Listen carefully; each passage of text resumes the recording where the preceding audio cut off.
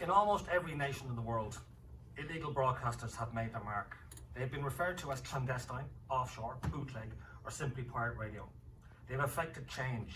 This includes legislative change, social change, or simply exposing their listeners to a new genre of music. In Ireland, after decades of an uninspired state monopoly with a single channel, from the 1960s onwards, illegal broadcasters demonstrated their engineering expertise with homemade transmitters and exposed the need and desire for alternative radio. This led in the 1980s to a golden era of illegal broadcasting that challenged the state. A plethora of pirate stations, as many as 150 on any given weekend, exposed the need for change and an appetite for radio. Some of these stations became known as super pirates, using imported, strong, powerful FM transmitters from America and using slick American-style broadcasting and programming, garnering millions in euros in advertising. An out-of-date law dating back to the foundation of our state in 1922, the law of 1926 was found to be full of loopholes, with a maximum fine of just £50. The equivalent of a 3-second ad on Radio Nova, who by 1983 had become one of the most popular pirates in Dublin with a 70% listenership rating. Now, Ireland has had a very colourful relationship with illegal broadcasting. During the iconic events of 1916 Easter Rising, the rebels ensured that Ireland became the first nation in the world to be declared by radio on their very own pirate station. That was 107 years ago this week. In my book, A Century of Irish Radio, I listed almost 1,800 pirate stations that at one time broadcast from our small island. We've seen sectarian pirate stations in Belfast incite violence and live on air direct people to murder. We've had border blasters broadcasting from the southern part of Ireland into Northern Ireland, stealing listeners and revenue from UK licensed stations. And we've had pirate buccaneers earning millions from illegal broadcasting. We've seen police raids, street protests, misuse by gangland criminals to sell drugs, and unfortunately at times a haven for paedophiles. We've seen pirate radio of all genres and sizes, and even pirate television leading to political change. It created media stars, many of whom grace the airwaves today, and got their start in pirate radio. So pirate radio has a unique place in Irish history.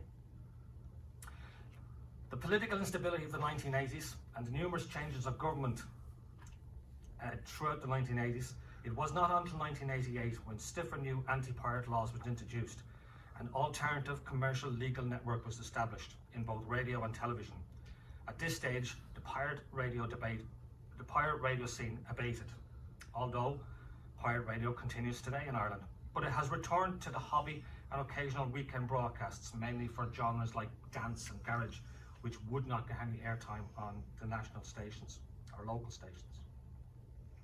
Without pirate radio, especially in Dublin, you may never have heard of U2. When they produced their first ever demo tape, 4-track demo tape, the national broadcaster RTE would have no time for them. But it was pirate stations such as Capital Radio and Big D Radio, where in 1978 the band gave their first radio interview. They plugged this up-and-coming band, forcing the national broadcaster to take notice. As they say, the rest is history. If you look to the right, you can see the sounds of Big D and Dave Fanning. Dave Fanning was the rock DJ, and even U2 wasn't at the top of the bill. Revolver was, even though it's a misspelling. And when Dave Fanning left Big D pirate radio and went to the national broadcaster, U2 still honour him, so every time an album is released, he always gets first play on the national broadcaster. But what of that golden era of pirate radio, from about 1978 to 1988, that changed the Irish radio landscape? How did an official Irish pirate radio archive come into existence? Why? And what was the importance of the stations that we were trying to archive?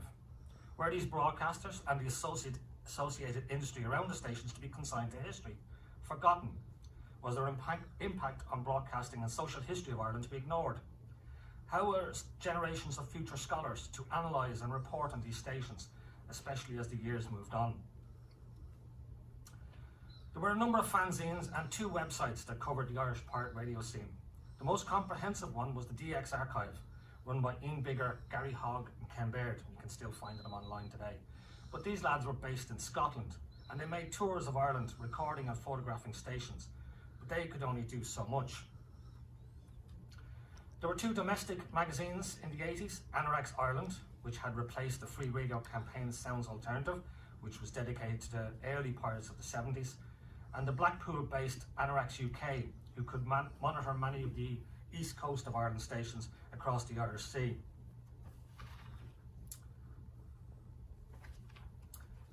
When the pirate radio era ended, when the pirate radio era ended, apart from the DX archive, it stopped. While I admire, and we as a radio history community in Ireland are thankful to the DX archive in Scotland, surely we the Irish could do better. After a trip to a radio conference in Luxembourg, on the back of a bus and a load of napkins, returning from the Europe 1 transmission site, myself, Brian Green and John Walsh had a meaningful discussion as to how we should try to preserve Irish radio history, and in particular, pirate radio history. Currently, the state broadcaster, RTE, has an archive department, but they heavily monetize its use. I recently looked for a 20-second clip from RTE, and they wanted to charge me €2,800 just to simply listen to it, even though I found it on YouTube afterwards. The Broadcasting Authority of Ireland provides funding for radio archiving through a fund, but at present it's not available to archiving pirate radio. At its launch they said, quote, "The scheme seeks to contribute to the preservation of Ireland's broadcasting heritage by developing an archiving culture in the Irish broadcasting sector," unquote.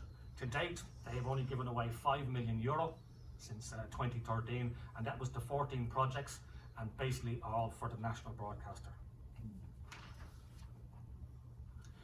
To dispel the notion that we are working on recent archives, most of the archives that the Irish Pirate Radio Archive have been recently working on have been 40 and 50 years old. The BAI declared that they would support the historical and cultural value of material archived, but not pirate radio. So then this is my personal journey. I sort of a roadmap. I would love to see every nation in the world celebrate pirate radio because it has contributed to the radio landscape, but I also think it has a vast interest for scholars and futures to how radio is actually used. In 2017, I organised a meeting, of course, where else but in a Dublin pub, to find common ground with fellow Irish anoraks, with a view to setting up the grand idea of a pirate radio museum. We went all out. This had followed a 6-part television series for Dublin Community Television, where I interviewed many of those who had been involved in Irish pirate radio.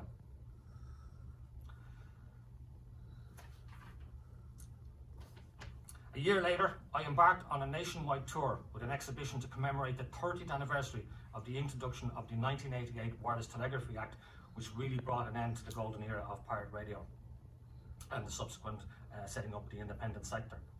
The exhibition had a twofold ambition. Firstly, to draw attention to the significant role in both radio and social history that pirate radio had contributed to the broadcasting landscape.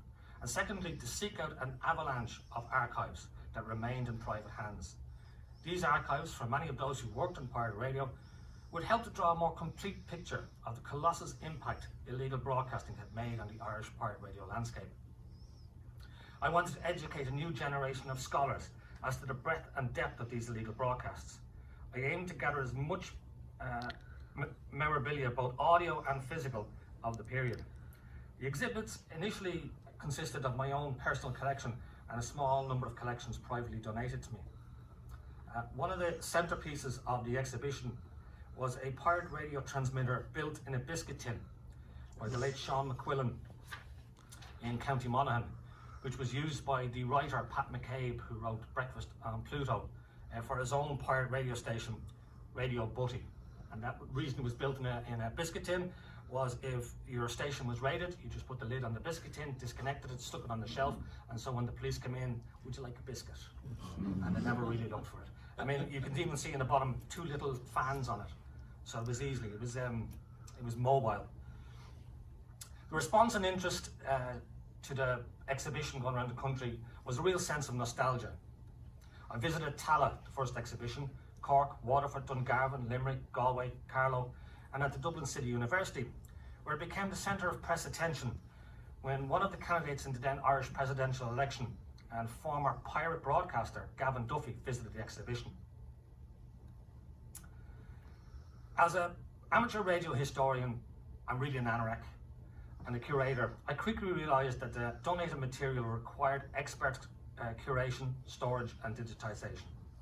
With the assistance and guidance of Mark Meehan and Mark O'Brien at the Media and History Departments of Dublin City University, and after, I will say, some protracted negotiations, they agreed to open up the Irish Pirate Radio Archive, and it was created at the Glasnevin-based university. This would be a unique setting for a pirate radio archive at a university. The media launch took place at a press conference chaired by former pirate broadcaster Stuart Clark at Buswell's Hotel in the shadow of the Irish Parliament building, Dáil Éireann.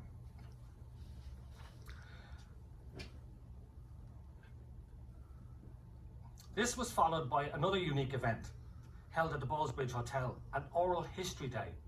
We reached out to many of those who were involved in pirate radio, and we asked them to come to the hotel and sit down with us and have their stories recorded. We thought maybe if we got a dozen people, we'd be delighted. Over 120 turned up, and we were blessed because we were in a hotel that had studios for a temporary station called Christmas FM, and we utilised their studios. I had mentioned John Walsh and Brian Green earlier. They had set up the Pirate Radio Audio Archive through their excellent pirate.ie website. They recorded and put these interviews up on their pirate.ie website. Some haven't gone up yet because people asked not to put it up until they had passed away. The authorities at DCU felt that both in terms of space and of course the usual problem in terms of finance, they were unable to offer a home to the audio element of the donations. So we had a number of amateur curators, John Green and Brian Green and John Walsh at pirate.ie. Another man was John Fleming at radiowaves.fm. John was an early pirate curator before taking a personal break, but he returned with a new and improved radiowaves.fm. Like those I've mentioned already, as fans of pirate radio, our go-to fanzine in the 1980s was Anorak's Ireland, run by a man called Paul Davidson. And in true pirate terms, Paul Davidson wasn't his real name, although maybe afterwards he wanted to make sure that he was remembered as Paul Davidson. Paul not only amassed a massive collection of photographs, rate cards, press clippings, publicity material from the many hundreds of stations that cluttered the Irish airwaves, he also recorded thousands of hours broadcast across Ireland. It was easy for him because he used to work for a car hire company, so he'd go down to the airports and was able to visit the stations. This was a unique and invaluable collection in documenting the diversity of Irish pirate radio. However, when the Pirates closed in 1988 and were replaced by the independent sector, Paul, for the want of a better description, disappeared suddenly from the scene, and this unique collection seemed lost. There were no more fanzines, no more recordings, no more band scans for sale, and there was no further response from the Anorak's Ireland address. There was speculation, especially with the advent of social media, that he had moved house or his collection had been put into a skip, which I've heard on so many occasions. Perhaps he had moved out of the country, or worst of all, perhaps he had passed away, and he would not get the recognition he deserved for his contribution to reporting on pirate radio. At various pirate gatherings, there would be the question, what happened to Paul? Followed by speculation, rumour, and a regret that the collection was lost. It seemed important to me that I at least try to detect what happened to Paul and his collection. What followed, after getting advice from a private detective friend of mine, was a story worthy of Sherlock Holmes. Eventually, after my hard work, at Christmas 2020, in the midst of a pandemic, I elicited a response. Paul was alive and well and still living in Dublin, and more importantly, still had his entire collection. After numerous telephone conversations, explaining to Paul what we were doing at the Irish Pirate Radio Archive at DCU and how important his collection would be, he agreed to donate his entire collection to the Irish Pirate Radio Archive. I made 3 trips with my daughter to his residence and collected a treasure trove of material. That's the collection of tapes, part of the collection of tapes and the photographs and everything else. I made the physical memorabilia consisting of the rate cards and over 5,000 photographs, press releases, etc. were and have gone to DCU in Glasnevin, where they will be digitised and made available to the public once they've been curated properly. But the thousands of tapes, what will we do with them? They were actually divided between Pirate.ie, RadioWaves.fm, the DX archive, and my own, the Irish Broadcasting Hall of Fame. So what did we do with them? We digitised them, we saved the covers, and we put the stories, the context of each of these broadcasts, along with photographs, rate cards. So each of the radio stations, especially on Pirate.ie and RadioWaves.fm, you can locate a station, many of the stations, I mean 1,800 altogether. The importance of this Sherlock Holmes style story for me is that on Christmas Day last year, Paul died and his collection would have been lost completely. In fact, his nephew got in touch with me to say when they were clearing out his house, they found more archives upstairs in the attic, which I have, when I go home, I will have to collect. So again, you can see what we've been doing with it. In fairness to Paul, these are his tapes. He was quite, his curation was good. It made it very easy for us to work out what was on each tape. So easy. As a voluntary effort, this is unique in the protection of invaluable archives in Ireland, and immense credit must go to the archives of the three sites I mentioned earlier. Media, academics and students owe them a huge debt of thanks for their honest endeavours and often time-consuming digitisation of C60 and C90 tapes, sometimes having deteriorated over the many decades. Some of these recordings are over a half-century old. But the work doesn't stop there, as we try to gather the strands of a complicated and colourful history of pirate radio. I acknowledge those anoraks who collected personal archives and memorabilia and managed to keep them safe over the years, and have now generously donated them. Never easy parting with something so personal. Further donations have come from north and south of the border. Unity in pirate radio. Hopefully we can encourage both professional and amateur radio historians across the world not to ignore the valuable contributions of illegal broadcasters. Many countries have had pirate radio simply for music, in support of causes, political parties, and they have generated their own free radio campaigns in Germany, France, Canada, Australia, and of course even here in the United States. You can see there Wavelength, which was a free radio campaign of the USA, it came out 4 times a year. I managed to get my subscription to it. Al Moog, who ran it when he was stationed in an army base in Germany. He still managed to send out his quarterly bulletin. It is vital to have a greater understanding of the need for and the contribution of the scale of pirate radio across the world. For us, pirate radio shone a light on a dark, dull Ireland. And for that, as a nation, we are thankful and praise the contribution of all those pirate broadcasters who have made a difference across Ireland. Thank you.